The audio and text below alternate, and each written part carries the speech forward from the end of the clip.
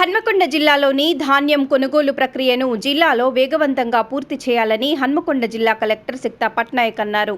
హన్మకొండ జిల్లా షాయంపేట మండలం ప్రగతి సింగారం వసంతపూర్ గ్రామాల్లో Orugallu district cooperative marketing society ఆధ్వర్యంలో ధాన్యం కొనుగోలు కేంద్రాలను నిర్వహిస్తుండగా శనివారం జిల్లా కలెక్టర్ తనిఖీ చేశారు. ఈ సందర్భంగా ధాన్యం కొనుగోలు కేంద్రాలకు ఇప్పటి వరకు వచ్చిన ధాన్యం, తూకం వేసిన ధాన్యం తరలింపు తదితర వివరాలతో పాటు తేమ శాతం ఎంత తీస్తున్నారనే వివరాలను నిర్వాహకులను అడిగి తెలుసుకున్నారు. ధాన్యం కొనుగోలు కేంద్రాల వద్ద ఇంకా ఇంత ధాన్యాన్ని తూకాలు వేయాల్సి ఉందని కలెక్టర్ అడిగి తెలుసుకున్నారు. అనంతరం కలెక్టర్ సిక్తా పట్నాయక్ మాట్లాడుతూ ఈ నెలాఖరు నాటికి ధాన్యం కొనుగోలు ప్రక్రియను వేగవంతంగా పూర్తి చేయాలన్నారు. ధాన్యం కొనుగోలు కేంద్రాల వద్ద రైతులకు అందుబాటులో టార్పాలిన్ కవర్లు ఉంచాలన్నారు. కొనుగోలు చేసిన ధాన్యాన్ని సంబంధిత మిల్లులకు వెంటనే తరలించే విధంగా చర్యలు చేపట్టాలన్నారు.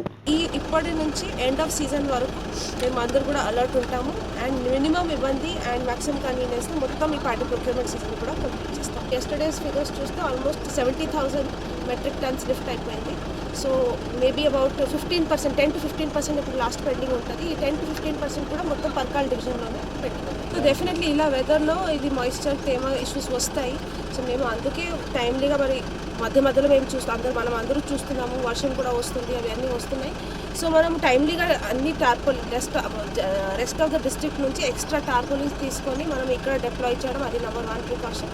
సెకండ్లీ అది అన్ని చేసినా కూడా మాయిశ్చర్ ఎక్కువ వస్తుంది. సో మనం ఇప్పుడు ఇలాంటి స్పెల్స్లో వెనైటీస్ ఎండ వస్తున్నప్పుడు మనం ఎక్కువ కొంచెం అలర్ట్ ఉండి మనం స్ప్రెడ్ అవుట్ చేసి ఆరబెడితే మనం కరెక్ట్ మాయిశ్చర్ దాదాపు అప్పటి వరకు వచ్చేస్తాము.